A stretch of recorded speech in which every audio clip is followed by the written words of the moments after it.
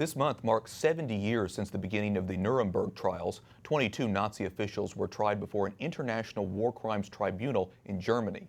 The first and most famous of those landmark trials, held by the Allied forces after World War II, began on November 20th, 1945. Almost a year later, 12 of the defendants were sentenced to death. 7 received prison sentences ranging from 10 years to life. 3 were acquitted.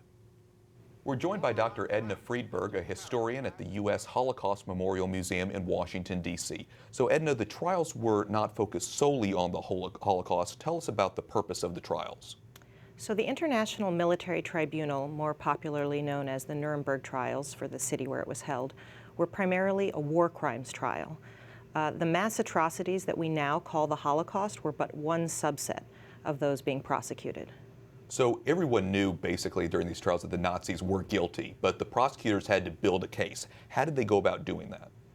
So the prosecutors made a deliberate choice to base their prosecution on documents, on films, on photographs created by Nazi Germany itself.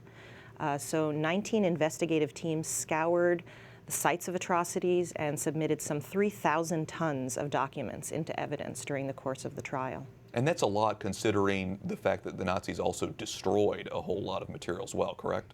Yes. Near the end of the war, they destroyed many, many documents, presumably millions of documents, and many were also destroyed in the course of Allied bombings of German territory.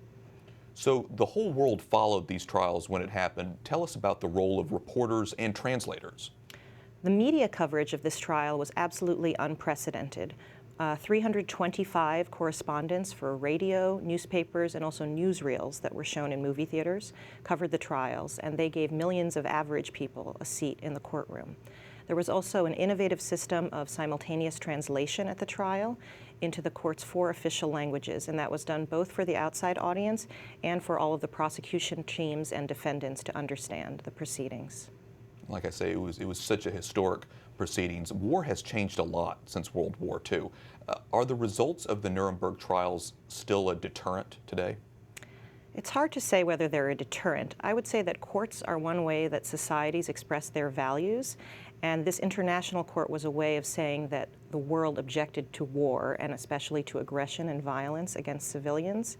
But it's also important to keep in mind other precedents that were set during the Nuremberg trials, for example, in medical ethics, that it is not allowable to perform medical experiments on human subjects without their consent.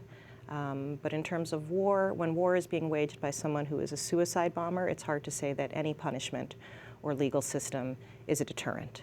Like I say, it's a whole different world in some ways today. But this is such an interesting and historic event. We really appreciate you coming in and talking to us about it. Dr. Edna Friedberg, thanks so much. Thanks for having me.